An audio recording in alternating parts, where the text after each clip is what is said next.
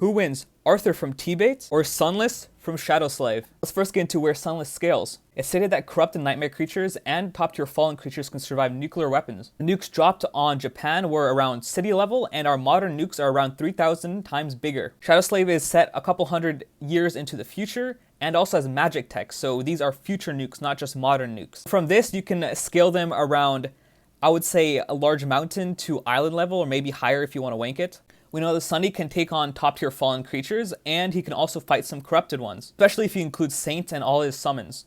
This will put his AP Endura around mountain level or higher. For speed, there's actually relativistic to FTL feats for Sleeper Nephis. We also know that Master Sunless is a way faster than Sleeper Nephis. On top of these light beam feats, I think there were some feats for Noctis, but I don't have the screenshots, so I'll have to go back and check. If you guys want to disregard this because they are kind of outlier feats, you can kind of do the same for TBATE. Because in TBATE, there's actually no FTL feats and there's no FTL statements. The only way you can get Arthur to FTL is by taking a feat of him dodging a lightning as a kid, and then using each higher core as a multiplier for his speed. But the problem with this is, we don't know the speed multiplier for higher cores. Only thing we know is that a lower core takes 10 or more people to beat a person of a higher core. On top of this, Turtle Me is very vague when it comes to how fast Burst Step is.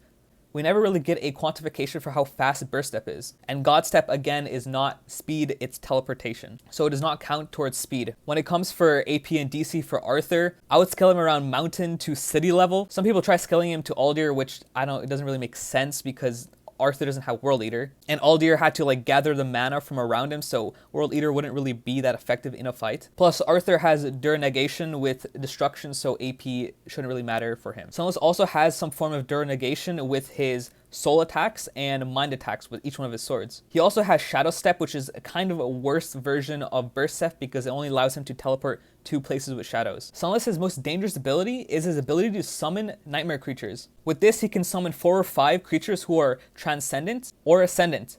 And it'll be a 5v1 for Arthur. Arthur's power nullification won't really be that useful in this fight because Sunless usually uses his abilities to empower himself and not really do any external, spells. Also, I think Arthur should be able to hit Sunless when he's in a shadow form, because if I'm not wrong, in the Victoriad he was able to kill a Scythe who turned into shadow, but I don't remember exactly. So yeah, I think this fight just comes down to where you scale their speed. If you scale both their speeds to FTL, I think Sunless wins. If you don't scale Sunless to FTL and you lowball him to subsonic, yeah, Arthur wipes. In the future, I'm 100% sure Sunless will win, because the statements about the gods and daemons in Shadow Slave are crazy, and they're way, way stronger than the top tier Asuras in TBATE. So tell me what you guys think and who you guys think will win.